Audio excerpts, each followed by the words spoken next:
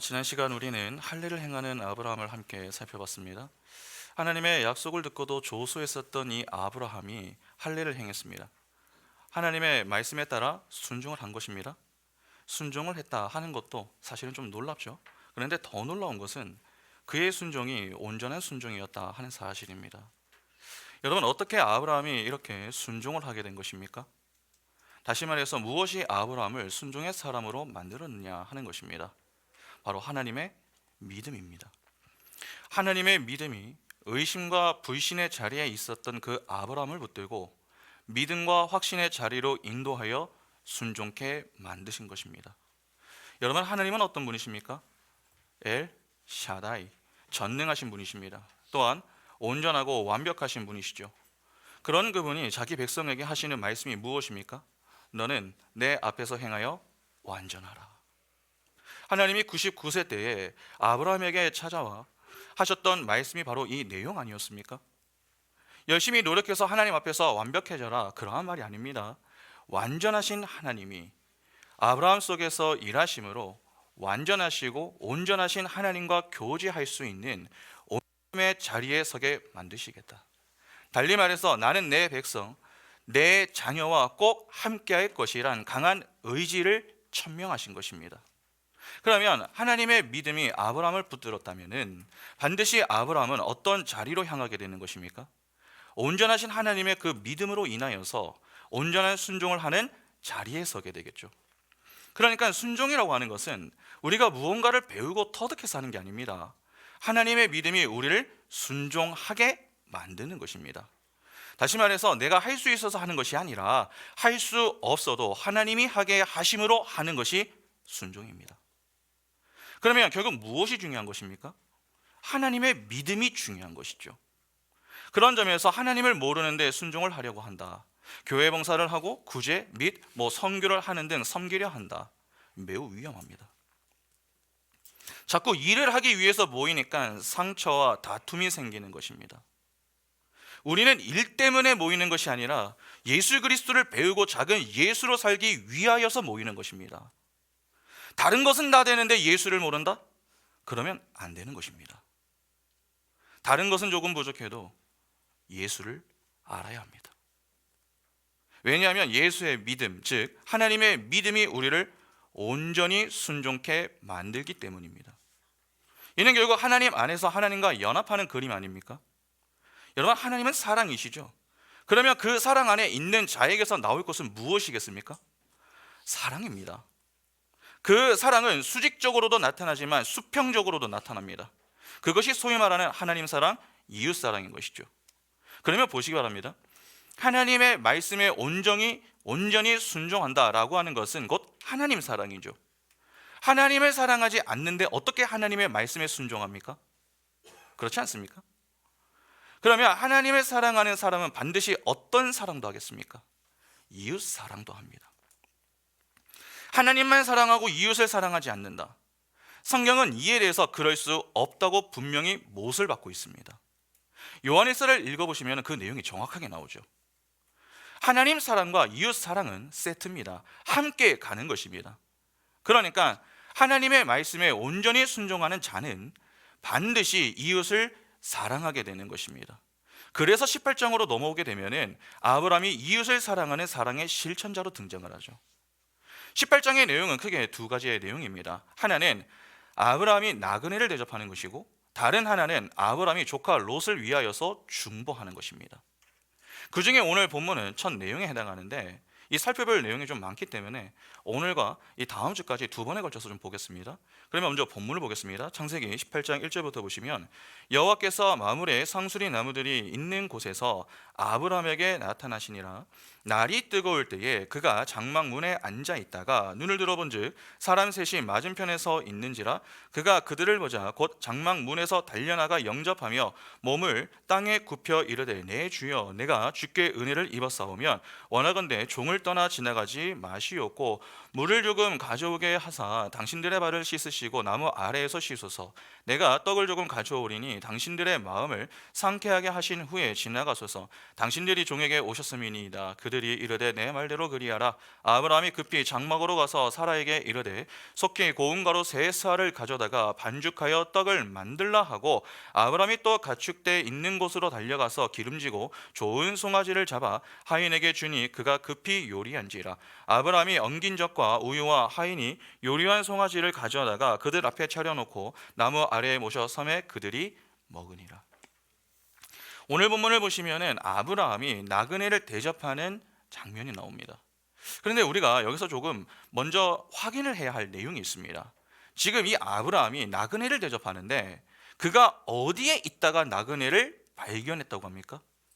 장막에서 발견을 했다라고 하죠. 성경은 유독 이 아브라함이 장막에 있었음을 강조합니다. 장막문에 앉아 있다가 장막 문에서 달려나가 장막으로 가서 1절, 2절, 6절 이렇게 8절까지의 이 세 절이 장막이라고 하는 단어를 사용하고 있습니다. 왜 이렇게 장막을 강조하는 것입니까? 아브라함이 장막에서 있었으면 그가 어떻게 지내고 있었다는 말입니까? 나그네로 지내고 있었다는 말이죠. 고대 시대 때에 장막을 치며 산다 하는 것은요, 매우 위험한 일이었습니다. 당시에는 이 부족 국가 시대였습니다. 때문에 가족을 비롯해서 이웃과 부족이 그들의 힘이었습니다. 나를 보호할 수 있는 힘이 되는 것이죠. 그런데 장막을 치며 산다는 것은 그 무리에서 빠져나오는 것을 의미합니다. 이는 아무나 죽여서 땅에 묻어도 문제가 되지 않았습니다. 그러니까 언제든 위험한 일이 생길 수 있는 그러한 불안정한 생활이 바로 이 장막 생활이었던 것이죠. 여러분, 아브라함이 이러한 장막 생활을 하게 된 이유가 무엇 때문입니까? 하나님이 그를 부르셨기 때문이죠. 갈대아 우르에서 그를 부르시면서 하나님이 하셨던 말씀이 무엇입니까? 창세기 12장 1절 보시면 여호와께서 아브라함에게 이르시되 너는 너의 고향과 친척과 아버지의 집을 떠나 내가 내게 보여줄 땅으로 가라. 바로 이 말씀에 따라 아브라함이 지금까지 가나안 땅에서도 여전히 이 장막 생활을 하고 있는 것입니다. 아브라함 편에서 매우 힘들 수 있는 그러한 생활을 하도록 그냥 가만히 내버려 두신 겁니다. 여러분, 좀 이상하지 않으십니까? 하나님이 부르신 하나님의 백성입니다. 그러면 하나님의 백성을 지키시고 보호를 해 주셔야 되는 것 아닙니까? 안전한 곳에 두시고 좀 평안하게 살 수 있도록 좀 도움을 주셔야 하는 것 아니냐는 것입니다. 그런데 성경을 보다 보면은 이와는 좀 반대되는 그림을 보여주는 장면들이 꽤 있죠. 그 중에 하나가 바로 이 가인과 아벨의 이야기입니다. 가인과 아벨이 각각 하나님께 제사를 드렸습니다. 가인과 아벨은 죄인과 의인의 대표입니다. 그러면 하나님은 누구를 지키셔야 합니까? 아벨을 지키셔야 합니다. 그러나 가인과 아벨의 이야기를 읽다 보면 어떻습니까? 아벨은 가인의 손에 죽임을 당합니다. 죄인이 의인을 죽이는데 막아주지 않더라는 것이죠. 그런데 재미있는 것은 그 이후입니다. 창세기 4장 13절부터 15절 보시면은 가인이 여호와께 아뢰되 내 죄벌이 지기가 너무 무거우니이다. 주께서 오늘 이 지면에서 나를 쫓아내시온즉 내가 주의 낯을 배웁지 못하리니 내가 땅에서 피하며 유리하는 자가 될지라 물은 나를 만나는 자마다 나를 죽이겠나이다. 여호와께서 그에게 이르시되 그렇지 아니하다. 가인을 죽이는 자는 벌을 7배나 받으리라 하시고 가인에게 표를 주사 그를 만나는 모든 사람에게서 죽임을 면하게 하시리라. 가인이 동생을 죽인 이후 땅 위를 좀 돌아다니며 무서움과 공포에 휩싸였습니다. 그러자 하나님이 그런 가인을 보호하시는 그런 내용이 나오죠. 하나님이 죄인을 보호하시는 그림 아닙니까? 여러분, 이게 말이 됩니까? 하나님의 백성인 아벨이 가인의 손에 죽임당할 때는 보호하지 않으셨던 하나님이 정작 가인을 보호하고 계십니다. 방금 읽은 내용을 잘 보시면은 하나님은 가인을 죽이는 자는 내가 죽이겠다 그렇게 말씀하셨습니다. 이것만 보면 우리는 충분히 혼란을 느낄 수 있죠. 왜 하나님이 이렇게 말씀하신 것입니까? 이를 통해 주고자 하는 분명한 어떤 교훈이 있기 때문에 그렇습니다. 여러분, 잘 보시기 바랍니다. 가인이 아벨을 죽였습니다. 이때 우리는 쉽게 하나님을 향해서 하나님은 아벨을 보호하지 않았다 그렇게 이야기를 합니다. 그러나 정말 그렇습니까? 정말 하나님이 보호하지 않으신 것입니까? 죽으면 보호하지 않은 것입니까? 죽음이 정말 끝입니까? 우리가 생각하고 정의하는 죽음은 정확하게 말씀을 드리면은 여러분 성경이 이야기하는 죽음하고는 좀 거리가 있습니다. 제가 잠시 간단한 질문을 하나 드려보겠습니다. 여러분 이 세상에 정말 살아있는 존재가 있습니까? 성경은 이 땅에 산자가 있다고 이야기합니까? 없다고 합니다. 다 죽었다고 이야기하죠. 죄의 삭은 사망입니다. 그러면 죄인은 무엇이 없는 것입니까? 생명이 없는 것입니다. 생명은 의인이 가지고 있는 것입니다. 그런데 성경은 이 땅에 의인이 없다고 하죠. 로마서 3장을 읽어보면 바울은 의인이 없나니 하나도 없다 그렇게 이야기했습니다. 그러면 이 땅은 누구만 있는 것입니까? 죄인들만 있는 것입니다. 소위 죽은 시체들만 존재하는 것이죠. 그래서 성도의 구원에 대해서 바울은 에베소서에서 이렇게 이야기합니다. 에베소서 2장 1절 보시면 그는 허물과 죄로 죽었던 너희를 살리셨도다. 성도가 어디에서 건짐을 받았다고 합니까? 허물과 죄로 죽었던 너희를 살렸다라고 합니다. 그러니까 생명 없음인 죽음의 자리에서 건짐을 받는 것이죠. 여러분 생명은 하나님이 가지고 계신 것입니다. 그 하나님을 떠나버린 죄인들은 생명을 상실해 버렸습니다. 생명 없음의 상태가 된 것이죠. 죽은 자가 또다시 죽을 수 있습니까? 이미 죽은 시체입니다. 죽은 자는 죽을 수 없습니다. 이 땅에서 유일하게 죽을 수 있는 분 한 분밖에 없습니다. 바로 예수 그리스도입니다. 여러분 예수는 이 땅에 무엇으로 오셨습니까? 유일한 의인으로 오셨습니다. 죄가 없는 분으로 오신 것이죠. 그러니까 유일하게 생명을 가지고 계신 예수 그리스도만이 이 땅에서 죽을 수 있는 분이 되시는 것입니다. 이를 조금 다르게 표현하면은 세상에 살아있는 존재는 예수밖에 없다는 것이죠. 그러면 진짜 죽을 수 있는 존재가 예수 그리스도밖에 없다면 아벨이 죽임당하는 그 일에 하나님이 가만히 계셨다라고 해서 하나님이 보호하지 않았다 그렇게 말할 수 있는 것입니까? 그럴 수 없는 것입니다. 하나님은 자기 백성의 구원을 위하여서 자기 아들까지도 내어주셨습니다. 자기 목숨까지도 아끼지 않고 사랑을 해주신 것이죠. 그 하나님이 관심을 두지 않는 죽음이 진짜 죽음입니까? 그렇게 보기는 어렵습니다. 정말 그렇다면 성경은 다 거짓말입니다. 그러나 성경이 이에 대해 침묵하는 것은 그 죽음은 우리가 생각하는 그 죽음이 아니기 때문입니다. 진짜 죽음은 따로 있는 것이죠. 그 죽음을 죽으신 분이 예수 그리스도입니다. 그러니까 우리는 죽음이라고 하는 것조차 제대로 이해할 수 없는 무능력한 존재인 것이죠. 하나님은 자기 백성에게 눈을 떼지 않으십니다. 항상 불꽃 같은 눈동자로 자기 백성을 지키시고 보호하시며 함께 하십니다. 그리고 하나님이 목적하신 그 목적지까지 인도해 내시는 분이시죠. 그런 하나님이 아벨을 내버려 두셨겠습니까? 아닙니다. 하나님은 아벨을 보호하셨습니다.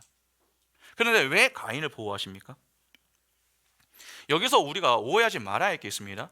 성경은 하나님이 가인을 보호하셨다를 강조하고 싶은 게 아니라 죄인은 그 하나님의 보호를 거부한다를 강조하고 싶은 겁니다. 분명히 하나님이 가인을 보호하겠다 그렇게 말씀을 주셨습니다. 그런데 가인이 그 말씀에 어떻게 반응합니까? 감사합니까? 아닙니다. 거부해버립니다. 그것을 어떻게 할 수 있습니까?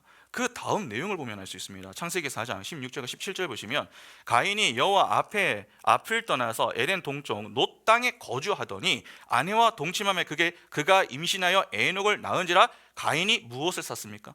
성을 쌓고 그의 아들의 이름으로 성을 이름하여 에녹이라 하니라. 하나님의 말씀을 듣고도 가인이 무엇을 합니까? 성을 쌓았습니다. 하나님이 보호하시겠다 그렇게 말씀하셨는데 그 앞에서 나는 그 말 믿지 못하겠습니다. 내가 내 힘으로 나를 보호하겠습니다. 그렇게 하나님의 말씀을 믿지 않더라는 것입니다. 성경은 바로 이것을 지적하는 것입니다. 그러니까 하나님은 죄인까지도 사랑하시더라. 하나님은 역시 사랑의 하나님이시다. 그것을 보여주는 게 아닙니다. 인본주의에 빠진 죄인들은 하나님을 절대로 의지하지 않는다. 하나님의 은혜를 떠난 죄인은 끝까지 자기 자존심을 지키려고 한다. 그걸 보여주는 것입니다. 그래서 가인의 때부터 그 후손들은 전부 무엇을 합니까? 성을 쌓습니다. 그것이 바벨성까지 이어지고 있는 것 아닙니까? 혼자 힘으로 되지 않으니까 힘을 모으자. 그렇게 우리가 힘을 모아서 열심히 우리 스스로를 보호해보자. 하나님의 보호 없이도 잘 살 수 있음을 한번 입증해 보이자. 그러한 움직임을 보여왔습니다. 지금까지 그 움직임이 지속되고 있죠. 그러니까 죄로 타락한 죄인들은 성을 쌓기 바쁘지 그 성에서 빠져나오지 않습니다. 그러면 결국 죄인들은 어떤 인생을 살지 않는다는 말이 되겠습니까? 나그네로 살지 않는다는 말이 됩니다. 조금 다르게 표현하면 장막 생활을 하지 않는다는 것이죠. 이는 매우 중요한 내용입니다. 장막 생활을 하며 나그네로 사는 것은 오직 하나님의 택한 백성, 즉 하나님의 부름을 받은 하나님의 자녀만 해당됩니다. 그러면 하나님은 왜 하나님의 택한 백성을 세상에서 불러서 장막 생활을 하게 하십니까? 아주 간단합니다. 하나님만 소망하며 살라는 것입니다. 하나님의 택한 백성의 부름을 받는 그 순간 그들은 하나님이 목적하신 목적지, 즉 하나님의 나라를 향해 걸어갑니다. 그 과정에서 장막 생활을 하는 것이죠. 분명 장막 생활은요 위험합니다. 그러나 그 위험한 과정 가운데 누가 함께 하십니까? 하나님이 함께 하십니다. 그러면 위험한 그 자리에 있는 하나님의 택한 백성은 자연스럽게 누구를 의지하게 되겠습니까? 하나님을 의지하게 되는 것입니다. 하나님의 보호와 동행하심, 그리고 선한 인도하심을 바라며 하나님을 의지하고 믿음으로 살게 되는 것입니다. 그러니까 하나님은 자기 백성에게 이 역사에 가시적으로 보이는 땅을 사모하는 자가 아니라 보이지 않는 하늘의 땅을 사모하는 자로 만드시는 것입니다. 그래서 하나님이 택한 백성을 세상에서 불러낸 그 이후에 세상으로 돌아가지 못하도록 하시는 것이죠. 지금 창세기 1차 독자인 이스라엘이 지금 어떻습니까? 나그네로 지내고 있는 것 아닙니까? 모세 당시의 출애굽 세대는 애굽에서 지냈습니다. 내가 애굽에서 태어나고 싶어서 애굽에서 태어난 게 아닙니다. 나 보니까 애굽이었고 그곳의 종이었습니다. 그런데 하나님이 모세를 통해서 자신들을 끌어내신 것이죠. 애굽에서 정착하여 스스로를 보호하며 사는 인생이 아니라 그곳에서 나와서 내가 아니라 하나님을 의지하는 나그네의 인생을 살게 하시더라는 것입니다. 그래서 지금 이스라엘이 광야에 있습니다. 홍해를 건널 때 아예 홍해 문을 닫아버리셨습니다. 애굽으로 돌아가지 못하도록 완전히 막아버리신 겁니다. 그러니까 이제 이스라엘에게는 뒤가 없습니다. 그래서 출애굽 이후에 이스라엘은 광야 생활을 시작했습니다. 그렇게 약 40년 동안 이스라엘이 나그네로 지내면서 무슨 훈련을 받습니까? 하나님만 바라보는 훈련, 하나님만 의지하는 훈련, 하나님만 소망하는 훈련을 받습니다. 이렇게 하나님은 자기 백성을 전부 나그네로 지내게 만드십니다. 아브라함은 믿음의 조상입니다. 그가 장막 생활을 하며 나그네로 지냈음은 곧 그의 후손인 교회 역시 어떻게 지낸다는 말이 되겠습니까? 장막 생활을 통해서 나그네의 인생을 살게 된다 하는 말이 되는 것입니다. 그 나그네의 인생을 통해서 우리는 그렇구나, 나는 하나님의 은혜가 아니면 안 되는구나, 내게는 꼭 하나님의 은혜, 즉 하나님의 보호가 필요하구나, 그렇게 점점 나를 의지하고 나를 믿는 것이 아니라 하나님을 의지하고 하나님을 믿으며 사는 그 자리로 향하게 되는 것입니다. 그러니까 우리는 정확하게 알아야 합니다. 우리가 신앙생활을 하는 이유는 하나님까지도 수단 삼아 내가 나를 보호하기 위한 바벨성을 아름답게 쌓아서 이 땅의 왕이 되기 위하여서 하는 게 아닙니다. 오히려 그 반대입니다. 내가 쌓아놓은 그 바벨성을 하나님이 그분의 철장으로 부수실 때에 겸손히, 그렇습니다 주님, 저에게는 바벨성이 아니라 하나님의 힘이십니다, 그렇게 나그네로 장막 생활을 하며 하나님만을 의지하며 소망하는 자리로 향하기 위하여 하는 것입니다. 그것이 바른 신앙생활을 하는 자의 모습이 되는 것이죠. 아브라함의 신앙 여정을 대표하는 것이 여러분 장막과 제단입니다. 장막은 계속 길을 떠나야 하는 나그네의 삶을 보여줍니다. 신앙의 진보라는 목표를 가지고 순종하는 신앙의 진전을 상징하는 것이죠. 전진을. 반면에 제단은 나를 드리는 헌신입니다. 그러니까 장막 생활을 하며 제단을 쌓는 것은 나그네의 인생을 살며 나를 기꺼이 하나님께 바치는 것이다 하는 말입니다. 이것이 오늘날의 신앙생활 아닙니까? 여러분, 장막에 거한다라고 하는 것은 나그네의 인생을 의미합니다. 그런데 성경은 장막을 마치 옷으로도 표현합니다. 고린도후서 5장 1절부터 5절을 보시면은 만일 땅에 있는 우리의 장막집이 무너지면 하나님께서 지으신 집 곧 손으로 지은 것이 아니요 하늘에 있는 영원한 집이 우리에게 있는 줄 아느니라. 참으로 우리가 여기 있어 탄식하며 하늘로부터 오는 우리 처수로 덧입기를 간절히 사모하느라 이렇게 이 부분 우리가 벗은 자들로 발견되지 않으려 함이라. 참으로 이 장막에 있는 우리가 짐진 것 같이 탄식하는 것을 벗고자 함이 아니요 오히려 덧입고자 함이니 죽을 것이 생명의 삼킨 바 되게 하려 함이라. 곧 이것을 우리에게 이루게 하시고 보증으로 성령을 우리에게 주신 이는 하나님이시니라. 옛 장막을 벗고 새 장막을 입는다라고 하는 내용이 나옵니다. 여기 보면 이 땅에서 장막을 입고 있다고 하죠. 그런데 이 땅의 장막은 하늘의 장막, 즉 하늘의 처소로 덧입혀지게 되어야 한다라고 합니다. 하늘의 장막이 여러분 입혀지는 것입니다. 누구에게 이 하늘의 장막이 입혀집니까? 바로 성도입니다. 구약에 실제 하늘의 장막을 옷으로 입고 있었던 이들이 있지 않았습니까? 그들이 누구였죠? 제사장입니다. 그런데 신약에 하늘의 장막을 옷을 입는 제사장으로 부름을 받는 이들이 있습니다. 교회입니다. 베드로전서 2장 9절에 그러나 너희는 택하신 족속이요 왕 같은 제사장들이요 거룩한 나라요 그의 소유가 된 백성이니 이는 너희를 어두운 데서 불러내어 그의 기이한 빛에 들어가게 하신 이의 아름다운 덕을 선포하게 하려 하심이라. 이런 왕 같은 제사장이 교회 아닙니까? 그러면 교회가 입고 있는 하늘의 장막이 무엇입니까? 구약의 성전, 구약의 장막은 모두 누구를 가리키죠? 예수 그리스도입니다. 요한복음 2장 19절부터 21절 보시면 예수께서 대답하여 이르시되 너희가 이 성전을 헐라 내가 사흘 동안에 일으키리라. 유대인들이 이르되 이 성전은 46년 동안의 지었건을 내가 3일 동안에 일으키겠느냐 하더라. 그러나 예수는 성전된 자기 육체를 가리켜 말씀하신 것이라. 성도에게 입혀지는 성전 장막, 즉 하늘의 장막이라고 하는 이 옷은요 예수 그리스도를 이야기합니다. 그러니까 하나님의 택한 백성은 예수 그리스도라는 옷을 입게 되는 것이죠. 갈라디아서 3장 27절 보시면 누구든지 그리스도와 합하기 위하여 세례를 받은 자는 그리스도로 옷 입었느니라. 성경은 하나님의 장막이 실제 사람들과 함께 있어 그들 가운데 거하신다라고 하는 것을 강조합니다. 요한복음 1장 14절 보시면 말씀이 육신이 되어 우리 가운데 거하심에, 이 거하심에를 좀 동그라미 쳐놓을 필요가 있습니다. 우리가 그의 영광을 보니 하나님 아버지의 독생자의 영광이요 은혜와 진리가 충만하더라. 여러분 여기 거하시다라고 번역이 된 이 헬라어 단어가 장막을 치다는 의미입니다. 그러니까 장막에 거한다라고 하는 말은 곧 누구 안에 거한다는 말이 되는 것입니까? 예수 그리스도 안에 거한다는 말이 되는 것입니다. 하나님의 은혜 아래 있는 자입니다. 예수가 장막입니다. 그 예수라는 장막 속에 하나님의 택한 백성이 있는 것입니다. 하나님과 하나님의 백성이 연합된 그림 아닙니까? 그러면 지금 아브라함은 어디에 있는 것입니까? 하나님 안에 있는 것입니다. In Christ. 그리스도 안에 있습니다. 그 그리스도라는 장막에 의해 덮인 자들은 세상 속에서 환난을 통과하면서 장막 생활을 합니다. 해당 사건 직전에 나왔던 기사가 무엇이죠? 할례 사건입니다. 여러분 할례가 무엇입니까? 나는 예수 안에서 죽은 자입니다. 생명은 하나님께만 있습니다. 그렇게 예수 안에서 죽고 예수 그리스도의 할례를 전가받아 내 몸에 새겨진 그 할례 자국을 보면서 나는 주님의 것입니다. 그것을 고백하는 것이죠. 그러니까 아브라함은 할례를 통해서 하나님 안에서 죽은 것입니다. 하나님 안에서입니다. 하나님은 생명을 가지고 계십니다.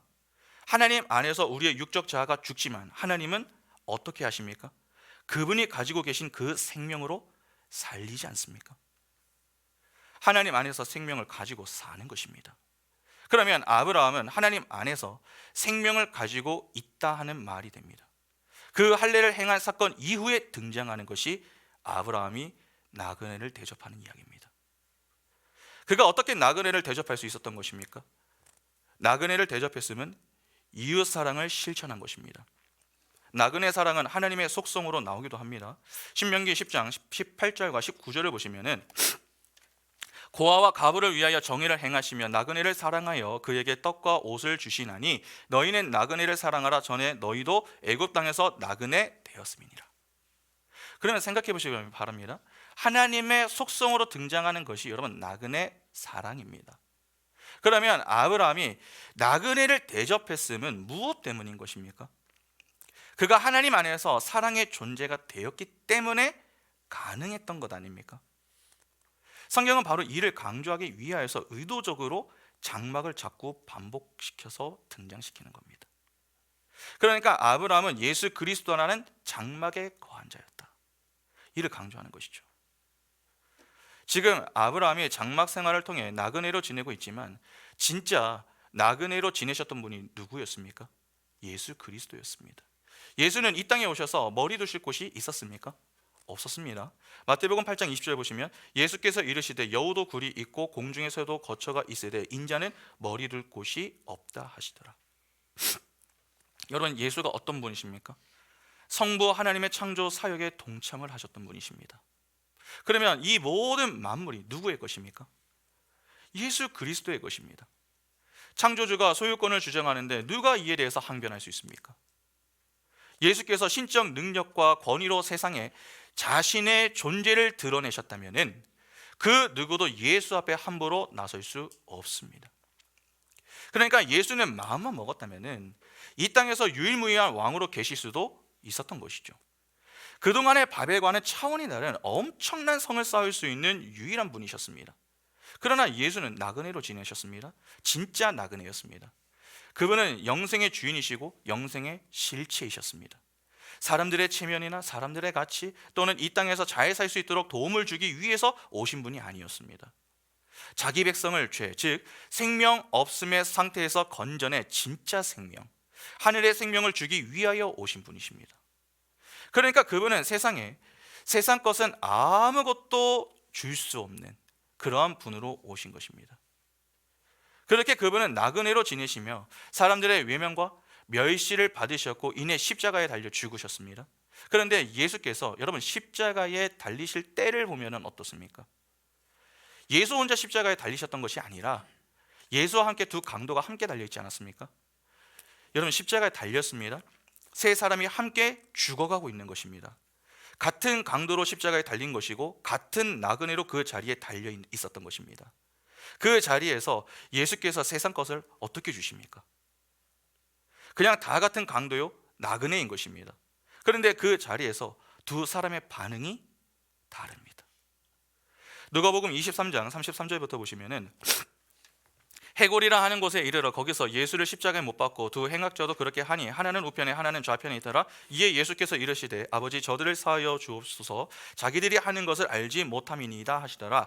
그들이 그의 옷을 나눠 제비 뽑을새 백성은 서서 구경하는데 관리들은 비웃어 이르되 저가 남을 구원하였으니 만일 하나님이 택하신 자 그리스도이시면 이면 자신도 구원할지어다 하고 군인들도 희롱하면서 나와 신 포도를 주며 이르되 내가 만일 유대인의 왕이면 내가 너를 구원하라 하더라. 그의 위에 이는 유대인의 왕이라 쓴 패가 있더라. 달린 행악자 중 하나는 비방하여 이르되 내가 그리스도가 아니냐 너와 우리를 구원하라 하되 하나는 그 사람을 꾸짖어 이르되 내가 동일한 정죄를 받고서도 하나님을 두려워하지 아니하느냐 우리는 우리가 행한 일에 상당한 보응을 받는 것이니 이에 당연하거니와 이 사람이 행한 것은 옳지 않은 것이 없느니라 하고 이르되 예수여 당신의 나라에 임하실 때에 나를 기억하소서 하니 예수께서 이르시되 내가 진실로 내게 이르노니 오늘 내가 나와 함께 낙원에 있으리라 하시니라.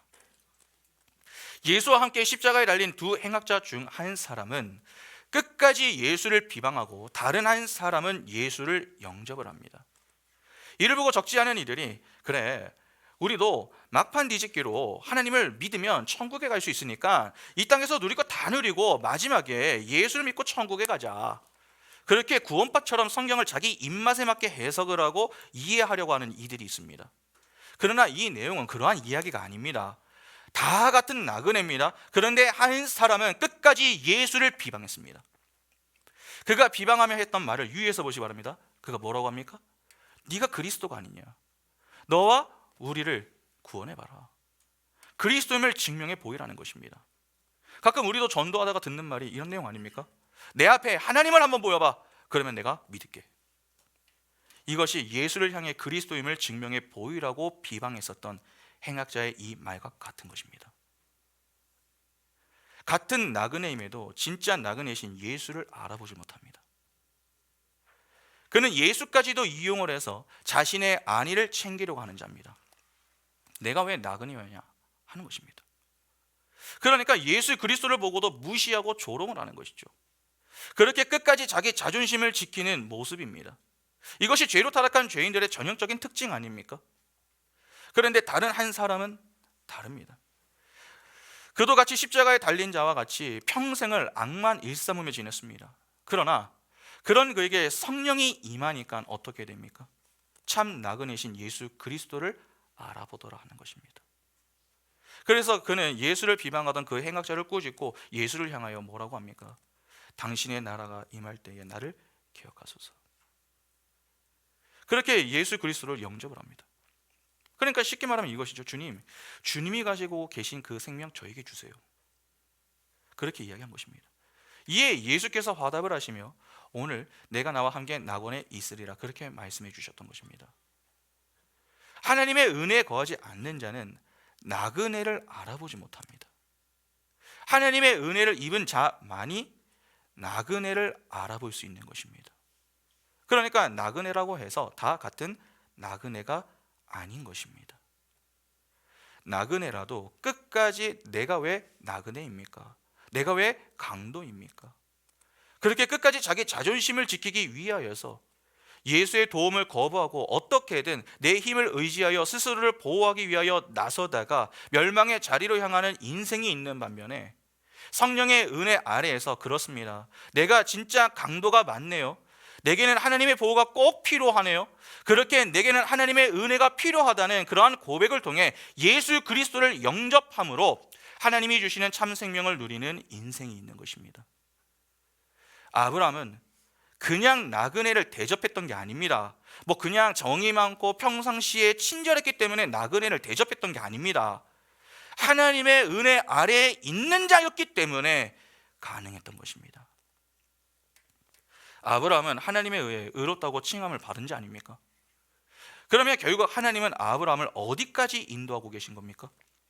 하나님 안에서 아브라함의 육적 자아를 죽여서 하나님의 속성인 사랑으로 나그네를 대접하는 자리, 다시 말해서 하나님 사랑으로 이웃을 사랑하는 그 자리까지 인도하고 계시는 겁니다. 17장에서 하나님께서 아브라함에게 나는 나의 완전함으로 너를 완전하게 만들 거야 그렇게 말씀하셨던 그 말씀의 성취가 삶의 열매, 즉 성령의 열매로 나타나고 있는 그림 아닙니까? 그러니까 하나님은 거짓말을 하는 분이 아닙니다. 하나님의 은혜에 붙들린 자가 맞다면 반드시 삶으로 나타내게 되어 있습니다. 우리가 진짜 나그네를 대접하는 자, 다른 말로 이웃사랑을 실천하는 사랑의 실천자가 되고 싶다면 먼저 사랑이 되어야 합니다. 예수 그리스도라는 장막이 우리를 덮고 있어야 한다는 것입니다. 하나님의 은혜 안에 있어야 합니다. 하나님의 은혜 아래 있다 하는 말이 무엇입니까? 내 행위를 자랑하며 내가 이 정도 되는 사람이라고 하는 것을 증명해 보이려고 하는 그 교만함의 자리에서 내려와 하나님이 내게 진짜 힘이란 사실을 인정하고 하나님만이 내 인생의 왕이시라고 하나님만으로 만족한다고 그렇게 하나님과 동행하기를 힘쓰는 자입니다. 그것이 말씀이 선포되는 이 자리, 예배의 시간에서부터 출발을 하게 되는 것입니다. 그래서 그렇게 예배를 강조하는 것입니다. 그런데 오늘날 우리는 어떻습니까? 예배에 대한 태도가 어떻습니까? 대충 나와서 1시간 앉아있다 가면 된다, 그러한 사고가 지배적이죠. 예배를 제대로 준비하지 않습니다. 나를 바치는 그 일에 소홀하다는 것입니다. 우리 편에서 해야 할 일도 제대로 하지 않으면서 우리는 기대합니다. 사람을 품는 사람이 되고 싶다, 사람을 사랑하고 대접하며 섬기는 사람이 되고 싶다. 예배가 안 되는데 그런 말을 하는 것은 결국 다 자기 자신을 위한 것임을 기억하셔야 됩니다. 내 가치와 의를 챙기기 위해서 그런 말 하는 겁니다. 남을 살리겠다? 그게 먼저가 아닙니다. 내가 먼저 살아야 남을 살리는 것입니다. 내가 장막 생활을 통해서 나그네 인생을 사는 자가 되어야 합니다. 내가 하나님의 은혜 아래에서 예수 그리스도로 옷을 입고 사는 자가 되어야 합니다. 내가 작은 예수가 되면은 여러분, 사랑은 저절로 흘러가게 됩니다. 나그네만이 나그네를 알아본다고 말씀을 드렸습니다. 내가 나그네가 아니라고 생각한다면은 그 사람은 가인과 같이 하나님의 보호를 거부하고 스스로 바벨성을 쌓는 그 자리로 향할 것이고, 강도와 같이 참 생명을 주실 수 있는 예수 그리스도를 향하여 비방하는 자가 될 것입니다. 적어도 우리는 그러한 자리로 향하면 안 되지 않겠습니까? 그래서 말씀 시간에 바른 말씀을 배우는 일이 중요한 것입니다. 오늘 본문의 이야기를 아주 잘 요약을 해놓은 구절이 있습니다. 히브리서 13장 1절과 2절 보시면은 형제 사랑하기를 계속하고 손님 대접하기를 잊지 말라. 이로써 부지 중에 천사들을 대접한 이들도 있었느니라. 바로 이 구절입니다. 오늘 본문이 아브라함의 할례 사건 뒤에 나왔다 하는 사실을 기억하셔야 됩니다. 할례에 대해서 우리가 공부를 했지만 하나님께서 요구하시는 할례는 단순히 육적 할례가 아니죠. 마음의 할례입니다. 여러분, 마음의 할례가 무엇이었습니까? 마음을 다하며 뜻을 다하여 하나님을 사랑하는 것입니다. 하나님의 할례 언약 속에 들어가 있는 성도들은 반드시 하나님을 사랑하게 됩니다. 이기의 삶에서 돌이켜서 이타의 삶이 되는 것입니다. 하나님을 사랑하는 자가 반드시 하게 되는 것이 이웃사랑입니다. 아브라함은 할례를 통해서 하나님의 사랑을 고백했습니다. 그런 자의 인생 속에서 나오게 되는 것이 무엇이겠습니까? 이웃사랑입니다. 그래서 나그네 대접이 나오는 것입니다. 그러면 여기서 우리가 하나 확인할 수 있는 사실이 있습니다. 아브라함이 나그네를 대접했음은 이웃사랑을 실천한 것입니다. 이는 그가 하나님 안에서 무엇을 깨달았다는 말이 됩니까? 진리를 깨달았다는 말이 됩니다. 그러면 하나님의 말씀을 문자적으로 또는 표피적으로 이해하지 않고 진리로 깨달으면 무엇을 하게 된다 하는 것을 알 수 있는 것입니까? 사랑한다 하는 것을 알 수 있는 것 아닙니까? 지금 1차 수신자인 이스라엘이 광야에 있습니다. 하나님이 광야에 있던 이스라엘을 시내산으로 데리고 가서 주신 것이 율법이었습니다. 하나님의 백성의 행동 강령으로 허락하셨던 것입니다.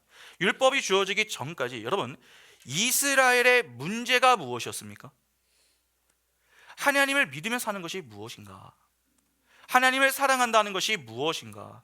이에 대해서 알 수 있는 것이 없었습니다. 다시 말해서 하나님 백성답게 사는 것이 무엇인지 알 수가 없었다는 것이죠. 그래서 하나님은 구원받은 하나님의 백성들의 삶의 원리를 가르치기 위하여서 율법을 주셨습니다. 그들은 하나님의 인도를 받아 하나님 나라로 향해야 할 자들입니다. 하나님 나라에서는 어떻게 지내야 합니까? 하나님의 율법을 지키며 살아야 합니다.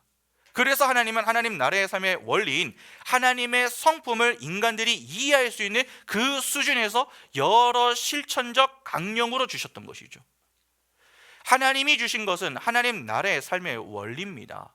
하나님을 떠난 죄인들은 스스로의 힘과 지혜로 살아낼 수 없습니다.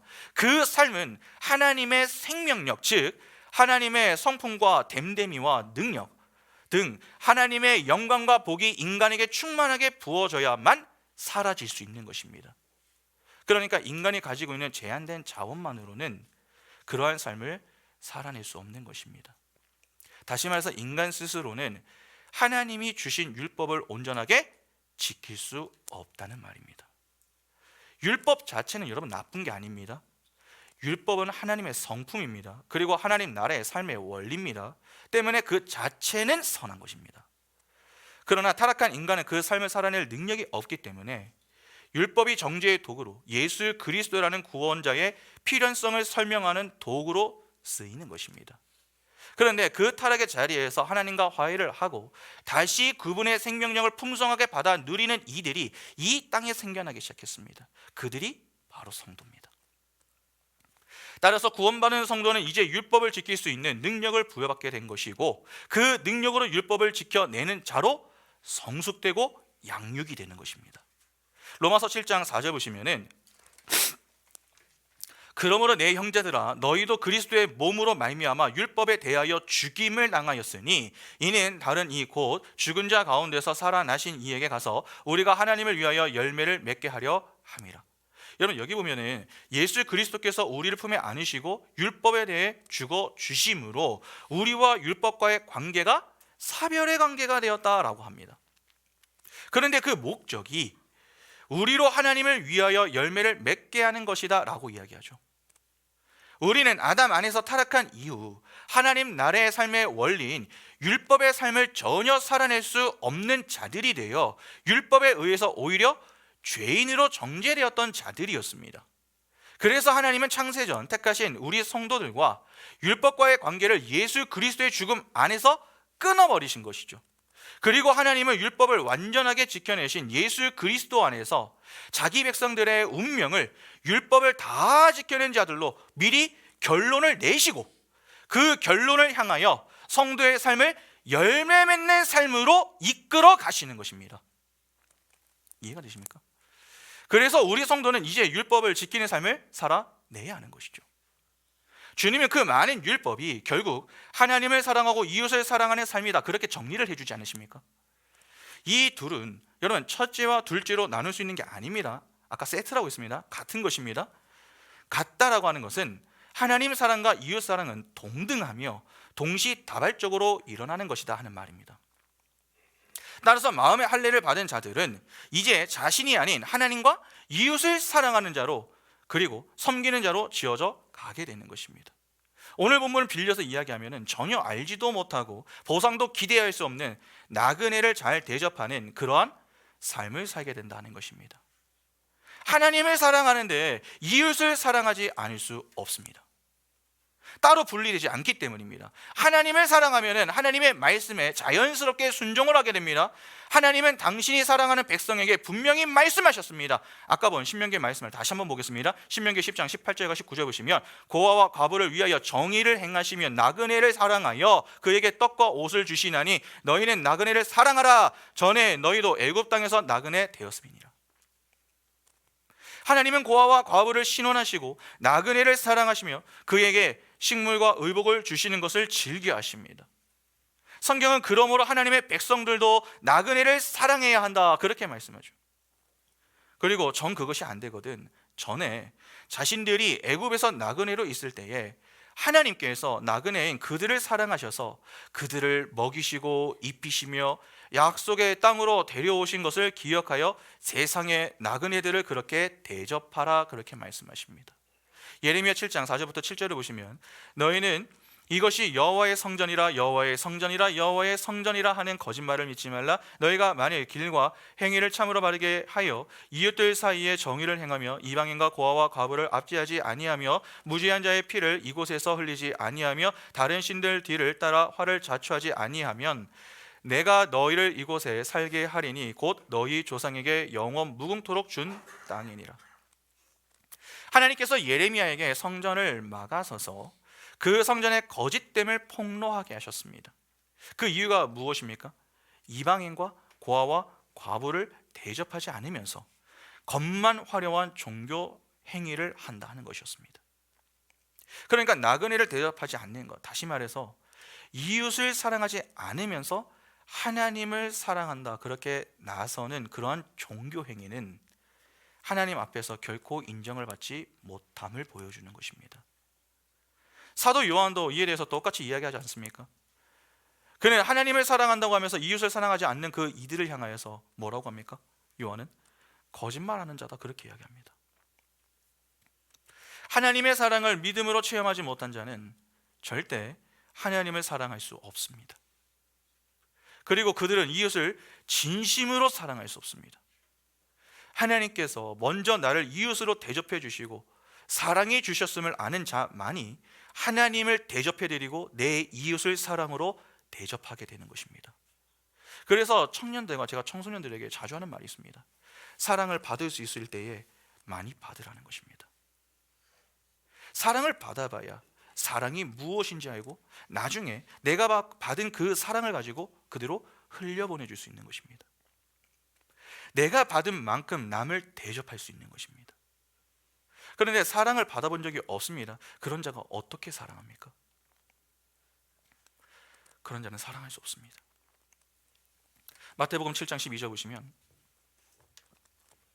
그러므로 무엇이든지 남에게 대접을 받고자 하는 대로 너희도 남을 대접하라. 이것이 율법이요 선지자니라.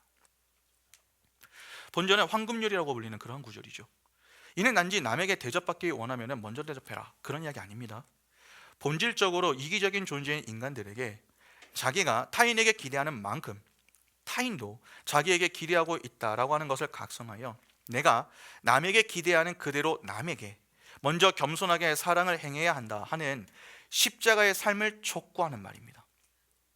이것이 바로 예수 그리스도의 삶이었죠.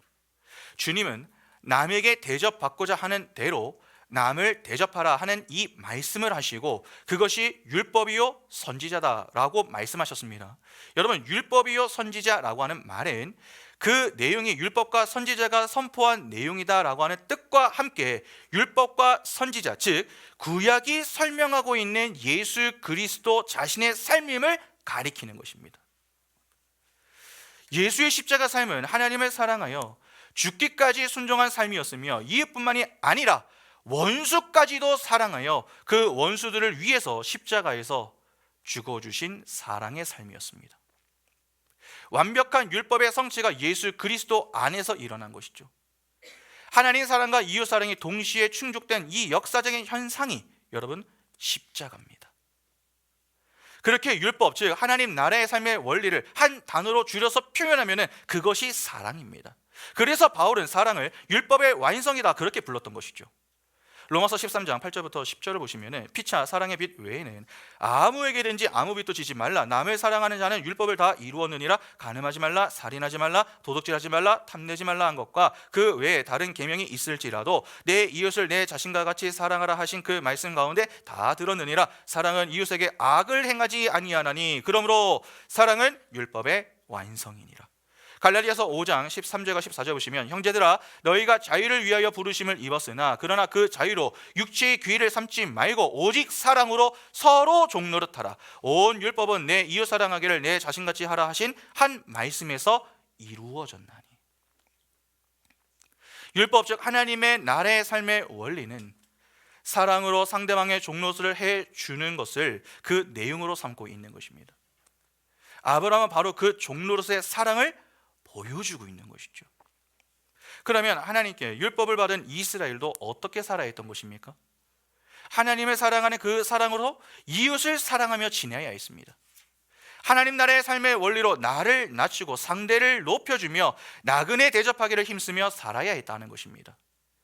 일면식이 없는 사람이고 보상을 기대할 수 없는 자들이지만 하나님의 말씀에 따라서 겸손히 그들을 사랑으로 섬길 수 있어야 했습니다. 그러나 이스라엘은 어떠했습니까?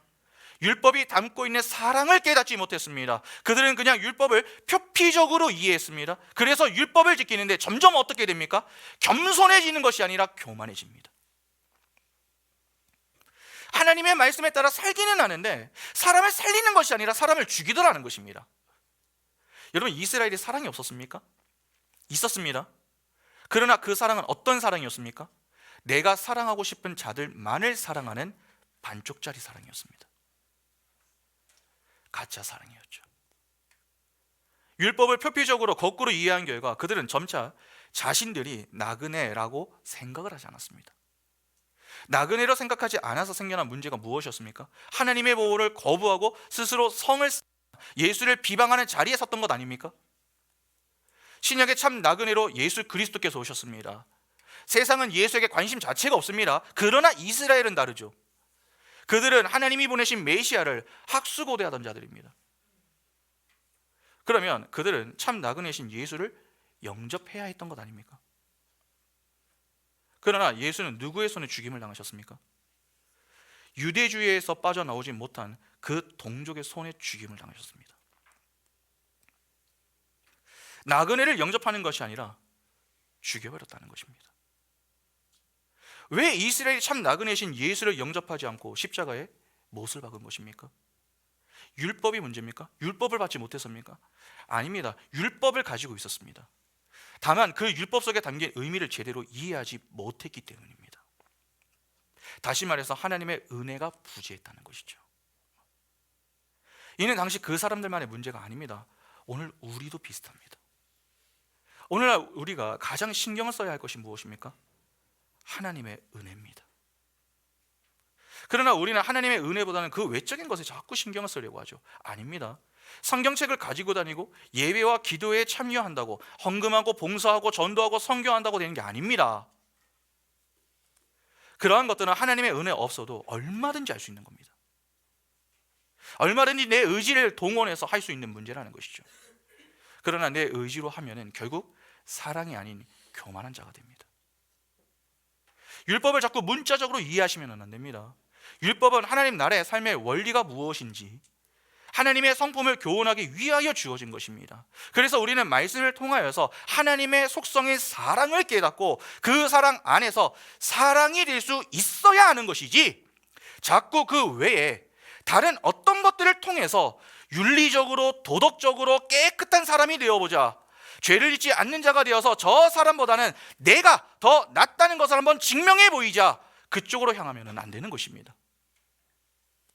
그러면 우리는 바리새인과 서기관들과 똑같은 기도를 하게 됩니다. 여러분, 그들이 어떻게 기도했습니까? 누가복음 18장 10절부터 14절 보시면, 두 사람이 기도하러 성전에 올라가니 하나는 바리새인이요 하나는 세리라.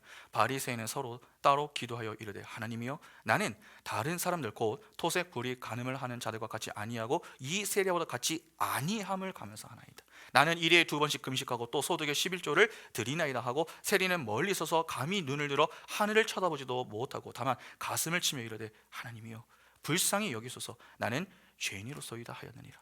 내가 너에게 이르노니 이에 저 바리새인이 아니고 이 사람이 의롭다 하심을 받고 그의 집으로 내려갔느니라. 무릇 자기를 높이는 자는 낮아지고 자기를 낮추는 자는 높아지리라 하시니라.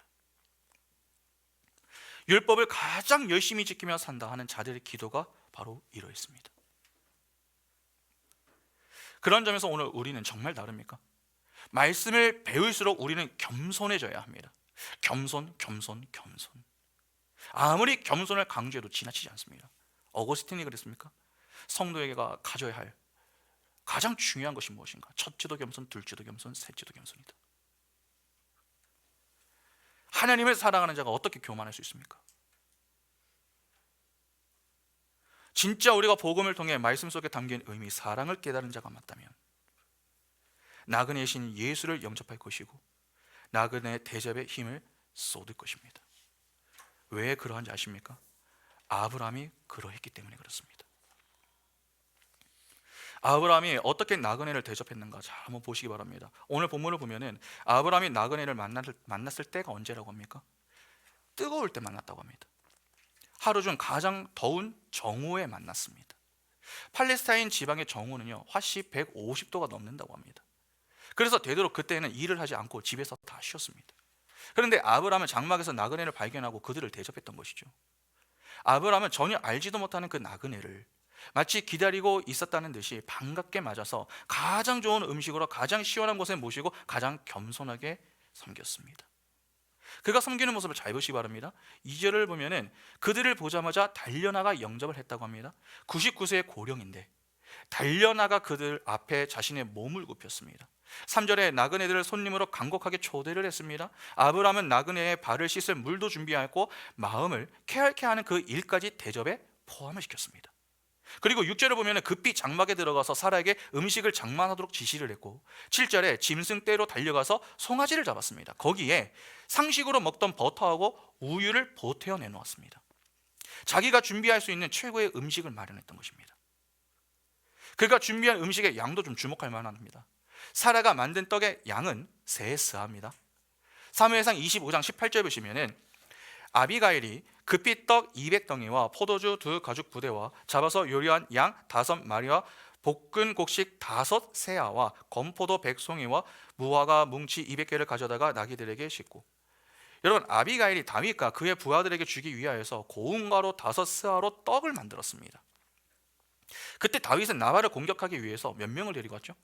400명을 데리고 올라오고 있었습니다. 아비가일은 이들에게 줄 떡을 만들기 위해서 5스아의 밀가루를 사용했습니다. 사라가 사용한 밀가루는 아비가일이 사용했었던 밀가루의 5분의 3에 해당하고 세 스아는 6갤론, 약 24리터가 됩니다. 이렇게 많은 밀가루로 세 사람을 위해서 떡을 만들었던 것이죠. 약간의 음식이 큰 잔치상으로 지금 바뀐 겁니다. 이렇게 많은 떡에 더하여서 송아지를 잡고 버터에 우유를 가져다가 마물의 상수리 나무 아래 상을 차립니다. 이런 최상의 재료로 만든 음식으로 아브라함은 이 세 사람을 극진하게 대접하고 있음을 엿볼 수 있습니다. 그리고 8절에 그들이 음식을 먹는 동안 지금 아브라함 어떻게 하고 있습니까? 서서 그들의 시중을 들었습니다. 나그네들의 몸과 마음의 모든 필요를 다 충족시켜주기 위하여서 최선을 다한 것이죠. 아브라함의 이 대접 태도가 평범하지가 않습니다. 굳이 아브라함이 이렇게까지 할 이유가 있습니까? 여러분, 아브라함 밑에는요, 아브라함의 명령에 따를 자들이 너무나도 많았습니다. 그러면 그들을 시켜서 할 수도 있는 것 아닙니까? 그러나 아브라함은 하인들을 통해서 대접하는 것이 아니라 자신이 직접 합니다. 왜 이러한 모습을 보이는 것입니까? 마음의 할례를 받은 성도는 사랑의 실천자로 살게 되는데, 그 사랑은 결코 적당한 사랑이 아님을 보여주는 것입니다. 하나님이 자기 백성에게 요구하시는 믿음이 어떤 믿음이었습니까? 온전한 믿음이었죠. 하나님을 믿는 믿음을 가지고 사는 이들이 흘려버리는 사랑은 온전하다는 것입니다. 아브라함의 나이가 얼마인가, 그가 어떤 자리에 있는가, 그것은 중요하지 않습니다. 예수 그리스도라는 장막 속에서 예수 그리스도라는 옷을 입은 자는 누구나 아브라함과 같이 나그네 사랑하기를 내 몸을 사랑한 듯 한다 하는 것을 보여주는 것입니다. 어떠십니까? 오늘 이 본문을 보면서 우리가 바뀔 부분이 참으로 많다 하는 생각이 들지 않으십니까? 보통의 경우 사람들은 어떻습니까? 처음 신앙생활하고 집사할 때는 열심히 섬기고 노력하다가도 점차 신앙의 연수가 많아지고 권사가 되고 장로가 되면은 어느 순간 아무것도 하지 않으려고 합니다. 뒷짐을 지고 있는 것이죠. 목소리만 커집니다. 대접을 받기만 하려고 하는 것입니다. 목사들도 예외가 아닙니다. 그래서 누군가는 목사가 아니라 먹사라고 하지 않습니까? 목사들이 섬길 줄을 모릅니다. 아니면 잘못 배워서 그렇습니다. 섬김은 아래에 있는 사람들이 하는 게 아닙니다. 은혜를 아는 자가 하는 것입니다. 은혜를 아는 만큼 사랑하는 것입니다. 나이가 중요한 게 아닙니다. 직분이 중요한 게 아닙니다. 은혜가 중요한 것입니다. 오늘 우리는 정말 하나님의 은혜를 입은 자들이 맞습니까? 마음의 할례를 받은 자들이 맞습니까? 우리는 하나님의 은혜로 마음의 할례를 입은 자들입니다. 예수 그리스도라는 장막에서 예수 그리스도라는 옷을 입고 사는 나그네입니다. 그렇다면 나그네로 알아보고 대접할 수 있어야 합니다. 그때 인색하지 마시기 바랍니다. 안 되는데 억지로 하라, 그게 아니라 내가 할 수 있는 최선의 것으로 대접하기를 힘쓰라는 것입니다. 꼭 기억하시기 바랍니다. 은혜 없이 할 수 있는 것은 아무것도 없습니다. 하나님의 은혜가 우리에게 꼭 필요한 것입니다. 은혜가 떨어지셨습니까? 은혜가 없습니까? 그러면 다른 것에서 시작하려고 하지 마시고 하나님의 말씀 앞으로 나오시기 바랍니다. 하나님이 그 말씀의 자리로 인도하실 때에 거부하지 마시고 그 앞에서 내게 주시는 그 말씀을 통해 내게 잔잔하게 말씀하시는 그 세밀한 음성에 귀를 기울이시기 바랍니다. 그리고 그 말씀을 의지하여 겸손히 하나님의 은혜를 구하시기 바랍니다. 하나님은 자기 백성에게 풍성한 은혜로 함께 하십니다. 그 은혜를 힘입어 나그네 인생을 사는 우리가 참된 나그네이신 예수 그리스도를 영접하고 하나님과 이웃사랑의 실천자로 주님 부르시는 그 날까지 하나님의 영광을 찬란하게 드러내는 이 시대의 예배자, 사명자들이 다 될 수 있기를 간절히 소망합니다. 함께 찬양하겠습니다.